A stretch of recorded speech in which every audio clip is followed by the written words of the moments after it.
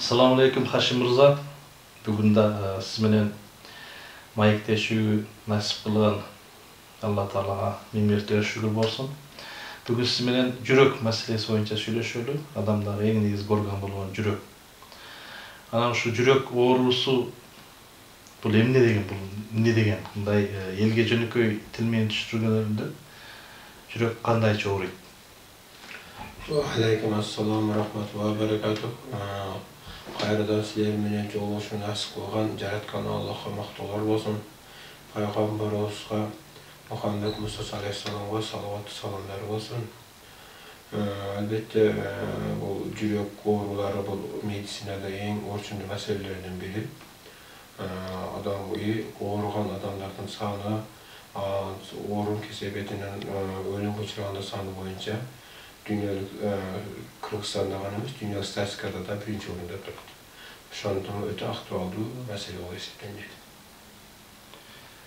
Бул эмне үчүн азыр аябай көбөйүп кетти? Анан бара-бара жашарып баратат. Албетте бул жүрөк оорулары адам баласы жараткандан бери пайда болгон оору. Ооруп жабыркап келген оорулардан бирок анын чыныгы оорунун сыры ушул күнгө чейин сыры ачыла элек. Жүрөк оорусу эмнеден пайда болот? Ана кантип өчөт, анан кантип аны эмнеге акыбалдар алып келет. Медицинада кээ бир патологиялары белгилүү болгону менен анын дарылык ыкмалары, дарылык ыкмасына болгон мамилелер али ушул күнгө чейин толук иштеп чыккан эмес. Жок, ошо жашарып бараткан эмне үчүн? Себеби эмнеден деп атышат? Ушул жашап баратат дегенге бир жагынан кошулсак кошулам да, бир тарабынан кошулбайм. Эмне тарабынан кошулам? Чындыгында эле азыр жүрөк ооруларга сырткы факторлор да таасир этет да. Мисалы ошол ооруган адамдын үй бүлөсүндөгү акыбалы, коомчулукка болгон мамилеси, анын чарбалык, мындай экономикалык башка ар түрдүү жактары таасир этет да, жүрөк оорусунун күчөп кетишине ушундай жагдайлар таасир этет. Мен бул жагынан мисалы кошулам да. Башка жагынан кошулбайм деген себеби жүрөк оорулары ошол сырткы эле факторлор негизинде пайда боло бербейт. Жүрөк оорусу пайда болушунун себеби бар. Анын негизги булагы бар. Ошол булагы медициналык көз караш менен айтканда бул жүрөктү ткандарына азыктарды ташыган, транспортировка деп коет, ошонун кызматын аткарган заттар бар. Ошолордун дефицити пайда болгондо жүрөктүн стенасында оору пайда болот. Эгер биз жүрөк стенасы бурчугу жөнүндө сөз кыла турган болсок да, ал эми кан тамыр жөнүндө сөз кыла турган болсок, бул дагы бир өзгөчөлүгү бар. Мисалы кан тамырга атеросклероз, жүрөктүн коронардык артерияларында, артериолдорунда атеросклероз пайда болгондо дагы жүрөктүн дарттары, айрыкча стенокардия деген түрү өсүп кетет. Ал эми жашаруу жагынан жашына карай турган болсок, чындыгында эле жүрөк оорулар кийинки статистика көрсөтүп тургандай, орточо айтканда 5-6 жылга жашарып атат да. 5-6 жылга жашарып атат. Анын ошол мен азыр айткан эки себеби мен негизделем. Эми жанагы жүрөк оорусу билинбей жүрүп эле анан каза болуп калып атышат да. Анан бирок симптомдору болсо керек. Адамдар өздөрү маани бербеген. Ошол симптомдорунан баштайлы, бул кандайча?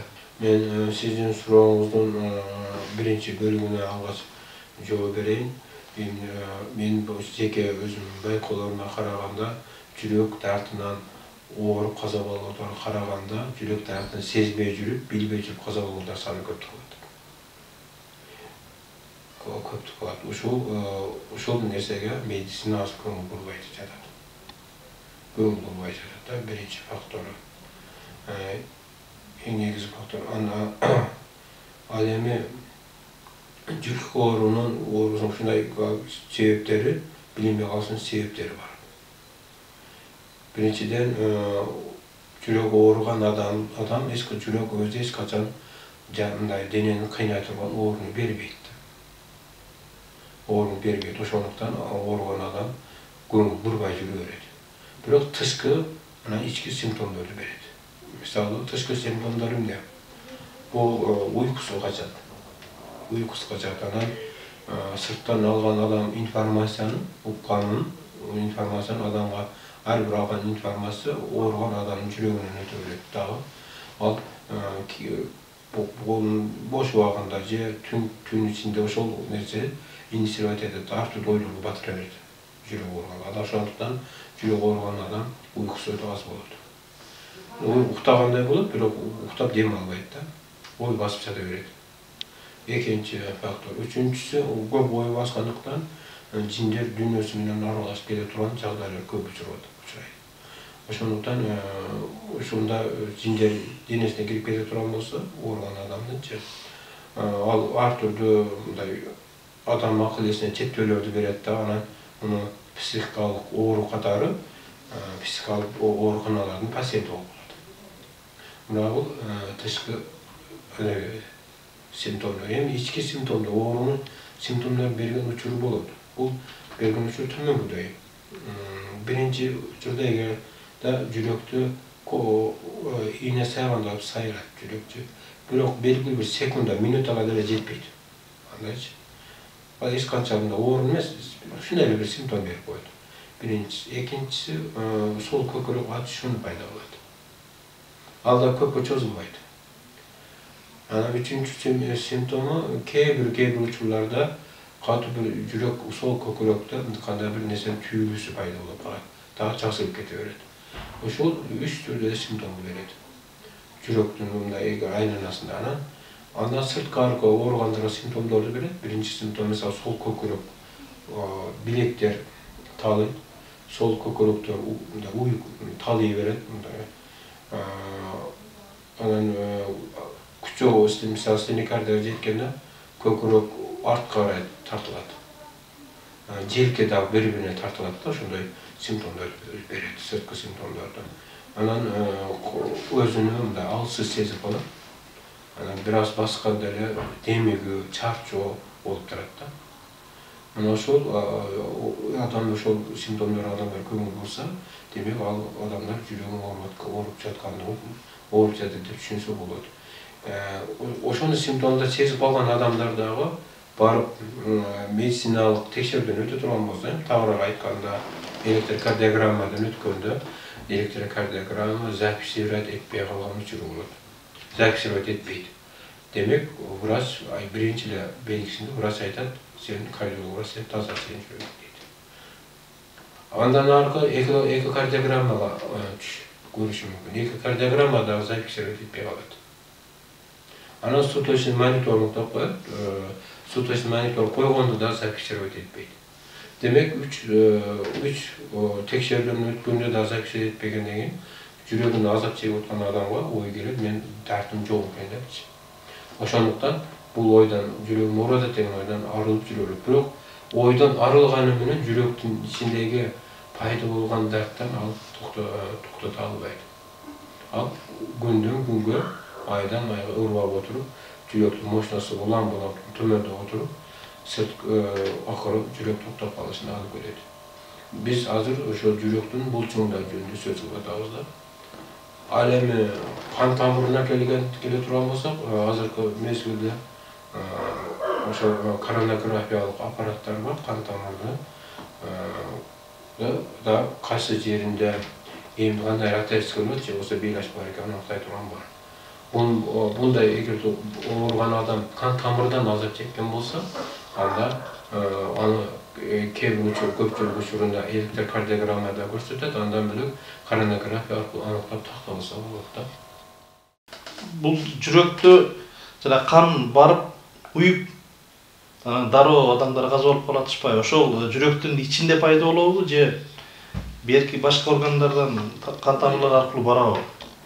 Бул сиз ушул кызыгып жаткан нерсе бул канда пайда боло турган кан көбүнчө коюланган учурунда көбүрөөк пайда болот да. Ошо тромба деп коет. kandın bir bütükçeleri jürektin kan tamırının karanlarda ertelep koyup oşolacak girip alat dağı. Anan bir toğu göptük girgende bötölüp alat kan tamırcı. Anan oşol uçurda aytmışa tasda. Oşol trombdun tromb medisinada aktuallı problemalardan biri de. Tromba payda bulbu, jana payda bolgan trombda organizm çıkarıp ötө çoң maселелердин biri medisinada. Men şunda kiçine bir kısa aytıp koysam deyim de. Koyunca tromb bul hepatitlik türdögi oorular payda bolganda köpүrөөк payda bolot. Andan bölük kök boordun funksionalдык kızmatlary tömöndөгөн учурда, boordun funksionalдык kızmatlary tömöndөгön учурда, oşol учурда andan sırtkary jürektин bayağı oor ahvalga uçuragan stenokardiya, miyokardiyaga jetken учурда, jürektin moşunosu tömöndөгөн учурда, kandın aylanıldamdığı tömöndöp, anan bu denen bulçuңдарында kandın köpүrөөк turup kalıp uçup zastoy bolgan uçurlarında andan sırtkalar iring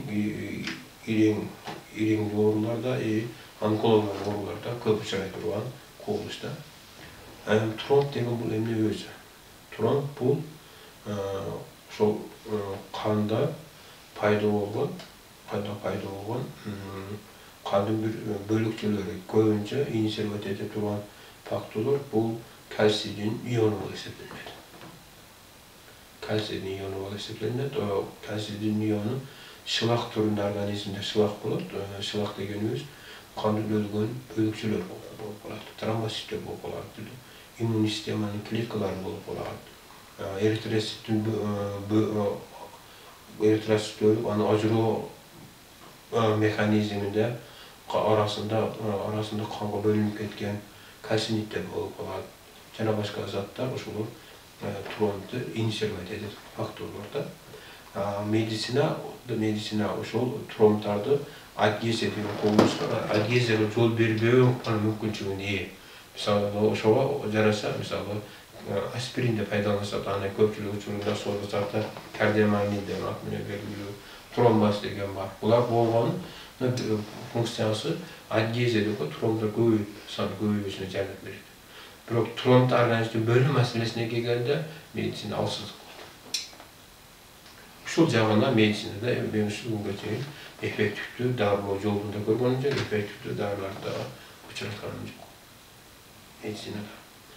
Эми өлүмгө учурганда көбүнчө эгерде ооруган адам жүрөгүнө кадалып аткан тромбду сезбейт.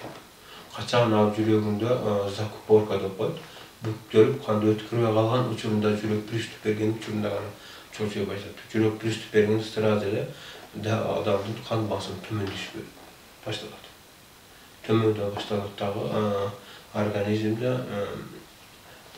жүрөк столияга учурайт, экстрастолия деп коет, учурайт и организм мындай стрессовый акыбалга өтө тез убакыт ичинде стрессовый акыбалга түшүп калат. Эгерде ошол ооруган адам, пациент ойго, аң сезимде турган болсо, эгерде уктап жаткан болсо, ошол бойдон уктап жаткан бойдон эле билинбейт дагы, адыска берип отуруп эле уйку менен алаксып отуруп, тромб жүрөктүн токтотуусуна алып барат. Эң негизги таасир этүү механизми жүрөктүн кан тамырларына закупорка болуп бууп калат. Ошондуктан көпчүлүк адамдар ошондой учурап калганда уктаган менен турбай калат. Ошол чоң маанилүү маселелердин бири ушул. Siz jana айтып атасыз, медициналык жана аппараттар азыркы жүрөктөгү бузулууларды бербейт деп атасыз. Жок, жана бербейт деп атасыз. Сиз жанагы немелерден текшерүүдөн өткөндө оору чыкпайт деп атасыз. Адамдар эмне кылыш керек анда? Же ошону билүүнүн бир башка бир жолу барбы? Сезиш керекпи, же кандай кылыш керек? Адамдар эмне кылыш керек дерми? Албетте бул ким биздин маегибизге көңүл буруп маани берген адамдар болсо, бул сиздин берген сурооңуз алар үчүн алар сурай турган суроо болду да. Себеби азыр айтпадымбы, ошол жүрөктүн көптөгөн ооруларына Onu köpçülük oğrularını da aytıyorlar. Bir-iki de aytkan yerim yok. Köpçülük oğrularını elektrokardiogramma, ekokardiyogramma, koronarogramma ve başka aparatlar, su monitörü arkalı anıqtalbaydı. Anıqtay albaydı da. Medisina uşul жаңанан диагностика маселесинен алсыз. Эми буну анықташ үчүн эми нарактан кудай биз танып бериш керек да. Мисалы биз аны тамыр аркылуу аныктайбыз. Жүрөгүнүн оорусу кайсы дерде экенин, кантип өлчүгөнүн, кантип өлчүп жаткандыгын биз мисалы тамыр мактоолордун бардыгын алабыз, тамыр аркылуу аныктайбыз. Эми аны врачтарда мындай касиет жок боло турган болсо, албетте алар эч бир чара көрө албайт. Бирок эгерде ооруган адам ушундай оорунун симптомдорун врачка айта турган болсо, кардиолог врач түшүнүш керек. Түшүнүш керек. Ошол кандай бир врачтык жардамын бериш керек. Ооруган адамга. Же болсо бир пайдалуу жакка багыттап түшүнүш керек. Жана жүрөктүн симптомдору деп сиз айтып атпайсызбы? Ошонун көбү башка органдарга дагы тиешелүү, башка ооруларга да тиешелүү. Мисалы, калкан безинин оорусу да ошондой симптомдор экен. Уйкусу качкан, унутчак болгон. Бул дагы бир оорунун сиз мени айтырганга мажбур болуп атасыз да. Жүрөктүн иштешине адамдын ички секрециялык бездери болот. Эндокриндик система деп коет. Ошол түздөн-түз таасир этет. Сиз айтып аткан калкансымал без деп коет. Ал бөйрөктөгү өзүнүн иштеп жаткан чыгаткан гормондор, бөйрөк үстүндө дагы гормон орган бар, да почечник дейт. Бөйрөк үстүндө без бар. Ал иштеп жаткан гормон. Мээде гипофиз иштеп чыгат. Ал гормон жыныс органдагы иштеп жаткан гормондор бар. Алар ошол жүрөктүн иштешине дайыма түз эле таасир этип турат да. Сиз баягы эгерде диффузионный зоб деп коет, бул көбүрөөк диффузионный зоб жүрөктү аритмияга алып барат да. Түздөн-түздө жүрөктү сыгып турат. Жүрөк өзүнүн баскычы менен, стадиясы менен иштебестен гормон болгондо жүрөктүн бүт стенасыны тынымсыз ыжымат этүү менен иштеп турат да. Бирок анда биз айтып аткан симптомдор анчалык билинбейт. Жүрөк ойноо болот. Жүрөк мисалы атышып кетүү көпкө чыгып азыр эле убакыт атышат, мисалы тез атышы болот. Гормоналдык действиясы жок болсо жүрөктүн атышы көп убакытка созулат. Баягы ийне сайганда сайылуу болбойт. Гормон таасир эткендечи. Ички органда гормондор таасир эткенде андай болбойт. Андан сырткары ички органда гормондор таасир эткенде жүрөк аритмия деп коет, ритми тездик менен согуп калат, тахикардия өтүп калат.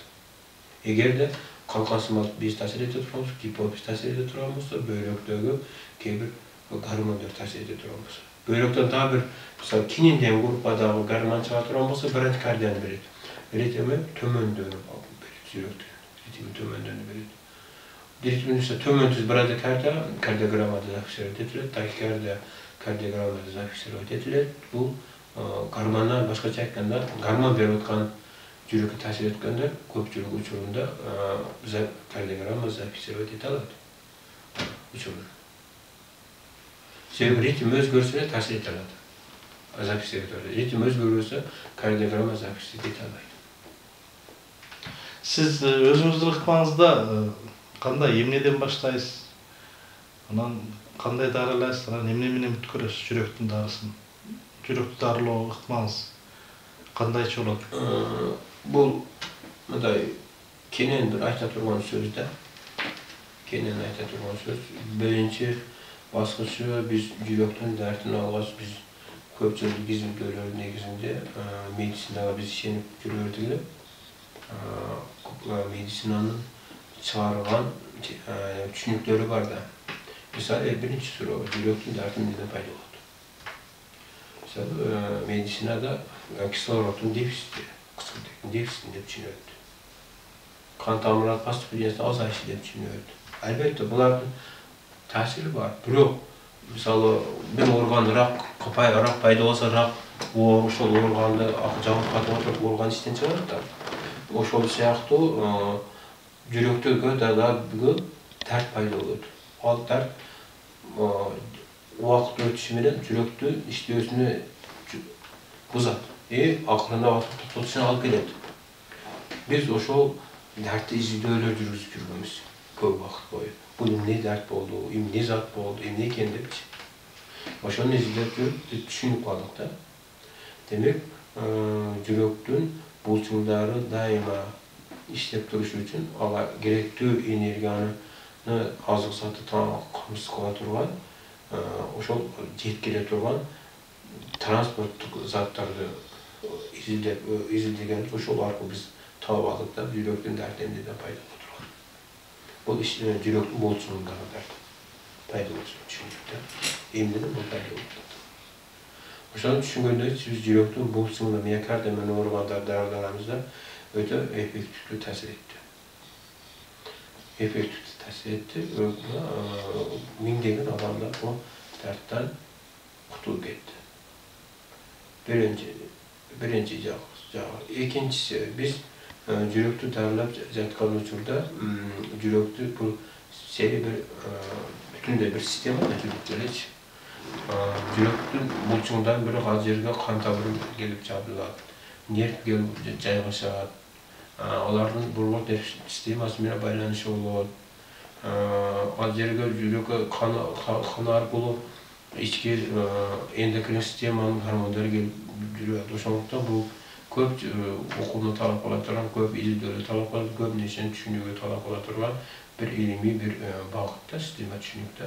Ошол жакта өздөштүрүп отуруп, экинчи бир жагына, мисалы, гормоналдык жагын жөнгө салуу маселесин карадык да.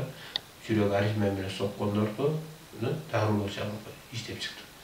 Биринчи орунда биз сиз айтып аткан калкан сымал бездин таасирин жүрөккө жоготуш эмес, калкан сымал без дарылай турган метод иштедик. Аны дарыладык. Аны дарылаганда дагы деле жүрөктүн мисалы ритми түшпөй калган учурларга учураттык. Аны иштеп көрсөк, бөйрөктөн көптөгөн гормондор иштеп чыгат экен. Мисалы бөйрөктө ренин, ангиотензин, ренин системасындагы группасына кирген гормон таасир этет, гормондор иштелип чыгат, чийит пайда болуш үчүнчү.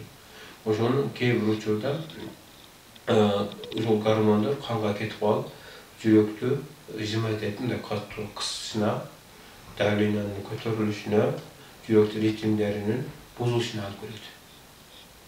Биз ошол аны жүрөктү өзүнү дарылаганыбыз менен бул эффект болбой турганын түшүнүп, биз бөйрөктөгү гормонду башкаруу жагын карап иштеп чыктык.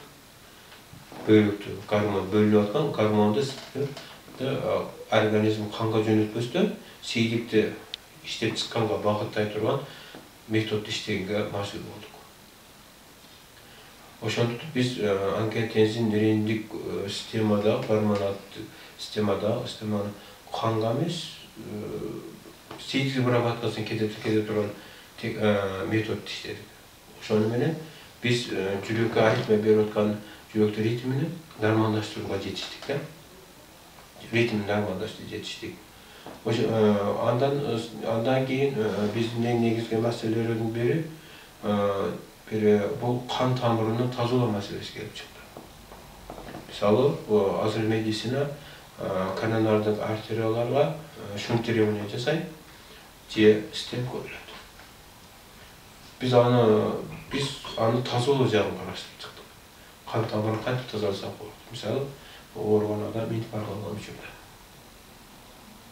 Стенокардия менен ооруган кантип тазаланат? Ушул системаны иштеп чыктык.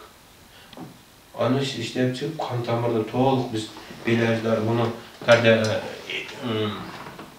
коронографияда аныктады, ЭКГда аныктады, результаттарын. Ошентип биз кан тамырды тазалоо жагын толук иштеп чыктык. Ошентип биз эң негизги жүрөктүн жок эле дегенде 70-80% дагылоо жагын аныктап тактап чыктык да. Андан башка дагы Төртінші нәрсе бұл борбордық нерв системасының тәсіри болып тұр жүрекке. Кейбір учурда маған көп пациенттер келет, ритм өтө күчөп кеткен. Эч кандай кардиология препараттар ушул ритмди жөнгө сала берет. Биз аны текшерип чыкканыбызда, мисалы, омурткада грыжа пайда болот. Ошол омуртка грыжаны биз томография сала турган болсок, омуртканы чыкпайт. Томография запись эте албайт. Себеби омурткадан чыгып аткан нерв стволдорунун кайсы бир бөлүгү кысылып калат, ал жүрөккө таасир ете берет. Жүрөккө таасир этпеген бөлүктө гормондор чыгарып берет. Биз ал жагын караштырып чыктык да, айтып атпаймынбы, ошого жол дегенде биз мактоолордун бардыгы Аллага болсун, жүрөктү дарылоонун 80% бөлүгүнү аягына чыгып алып десек, алып болот, айтсак болот да. Сиздин ыкма менен дарыланган адам медициналык препараттарга көз каранды болбой калат. Ооба. Жанагы инфаркттан кийин жабыркаган тамырлар сиз дарылаганда ошо тамырлар кайра калына келеби же кандай? Калына келет. Алхамдулилlah калына келет. Биз мисалы кардиограмма кандай записьтер өтөт болсо, инфаркт алган ошол боюнча медицина дарылайт. Мисалы кан тамырга зонд киргизип коет, жүрөк стенасында булчуңдагы оор менен шилөө. Ага жүрөккө стимул берип тура турган, жүрөктү иштетип тура турган дарыларды назначение коет. Дагы ал пациент 5 жыл жашайбы, андан кийин окуядан кийин 10 жыл жашайбы, 20 жыл жашайбы, ошол дарыга привыкание болуп пайда болот. Ошол дары жүрөктү гана иштетүү максаты да коюлуп атат. Ошол дары бөлүккө тескери эффект берет. Буга тескери эффект берет. Кандын пайда болушу, кандын айлануусу тескери зыян берет. Бирок муну медицина билсе дагы, эмне ошол препаратты жүрөгүн иштетүү үчүн бурасы назначение кылып, пациентке ичире берет, пайдаландыра берет. Эми эгерде пациенттер жүрөк менен ооруган адам болсо, рационалдуу ой жүгүртө турган болсо, өзү деле жадап өтөт да, бул дары ичкенде жадап өтөт. Жүрөккө стимул бере турган дарыларды ичкенде жадап өтөт. Биз ошол нерседен да арылтуу мүмкүнчүлүгүнө жетиштик да. Албетте биз мисалы муну сразу бир 5 күн, 10 күн ичинде жетише албайбыз. Биринчи курстук дарылоо 40 күнгө чозулат, андан кийин бир 10-15 күндүк тыныгуу берилет, андан кийин дагы бир курстук дарылоо жүргүзүлөт, андан кийин жүрөк булчуңдар өзү менен өзү иштей алат да. Эми бул мисалы азыркы ачылып аткан жаңылык эмес, бул ачканыбызга 7 жылдан ашык убакыт өттү. Түшүнүп жетишкенибизге. Бирок ошондон бери миңдеген адамдар ошол кутулуп эле дарыдан пайдаланбай да жашап жүрүшөт. Албетте ошол пациент кийин өзүнүн ушундай эске алганда биз диета талап кылабыз, ошо диетаны сактай турган болсок. Өмүр бою эч кандай жүрөккө колду стимул бере турган дарыларга муктаждыгы жок болот. Кереги жок. Бирок исключение давлениени эске алганда. Гипертоник болбосо. Биз гипертониктерди дары менен калдырат. Азыр биз көңүлдү ошол жака да буруп жүрөбүз, уну да гипертониктерди толук куткарып алыш үчүн. Жанагы жүрөктү эс алдыр деп көп айтышат да. Бул жүрөктү кантип эс алдырса болот? Бул эми адам туулгандан өлгөнгө чейин иштеген организм экен да, жүрөкчү. Муну кантип эс алдырса болот адамдар? Ар ким өзүнүн бул дүйнө түшүнүгүнө жараша эле түшүнсө керек деп ойлойм. Мисалы, акыл эс иши менен алектенген адамдар белгилүү бир убакыт ишини азайтып турушу, физический иш менен иштеген адамдар физический ишини азайтып турушу белгилүү убакытка дем алышы мен ойлойм, ошол жүрөк дем алышы болбосо керек деп ойлойм. Жанагы ойлорду тазалоочу, жакшы ойлорду ойлонуу, позитив дегендерди кандай карайсыз? Ошол тууралуу ушул мааниси бар. Ушул мааниси жок. Мен сөзүн башында айтпадымбы, эгерде пациент жүрөгү ооруга кабыл кыла турган болсо, артык ойлорго кирип кетет да. Ойдон чыгып кетейин десе деле кайрадан кирип ала берет. Ойдон чыгып кетейин десе кайрадан кирип ала берет да. Ошондуктан жүрөктү дарылагандан кийин darlamadan bu pasient bu oydan birinciden arıla başlaydı. İkinciden jürek men oylamayman bu men İslam malum emasmın, biroq men şu praktikada bayqap görüp jüremde jürek bunu jaratkan Allah'ta tüzön-tüz tasbih ayta turan bir organlardan biri. Mesela Kur'an-ı Kerim'de daha kebir ayetler var ki o sizlerden jürüğün imanı var tekşergende sizler jürüğün var qarayım degende bir manada aytılan ayetler var ki o.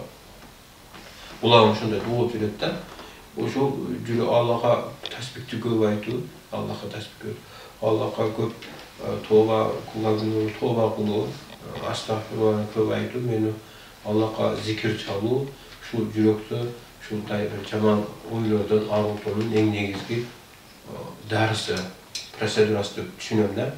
Men şu köp jürek oruğa darlangandan keyin köpçiligini aytanda köp tovarı köp bolula, astagfirullah'ını köp aytkıla, Allah'a zikirdi köp çalı şu jürüğün andan arı dem alat, andan arı jaşarat dep köp aytam pasientlerime. Endi daha bir praktikalik jagı. Qanday tamaktardy? Misalı jürek oğrusunu aldın alуу üçün qanday mömö jemiş, qanday susumduk, qanday tamak sunuş kılatılıyız adamlarda? Bunday organizmden şu men aytatam şu jürek oğrusu çaldıkan adamlar jürek oğrusuna misalı immuniyetki kesepeden çaldık oşo jaraşa aytatylamda. Misalı aritmiya menen jürek aytma bolgan adamlarga sözsüz bir hormonal sistemasi buzulgan bolot.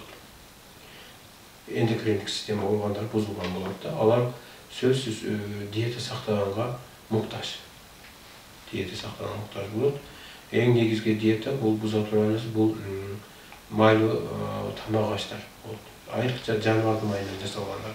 Sebebi janwar mayından jasalgan degi organizmге tamak kirgende aşkazanda agronlukka jasalып atkanda andan içege de oşo ajroo biyokimya prosesde ajroo kıyın. Oşonduktan al böyrükü daima böyrüktün gormonlarını bölüp çağırып jiberet dagı jürek aritme berет. Men uşudan sak bolganda aytgım kelet.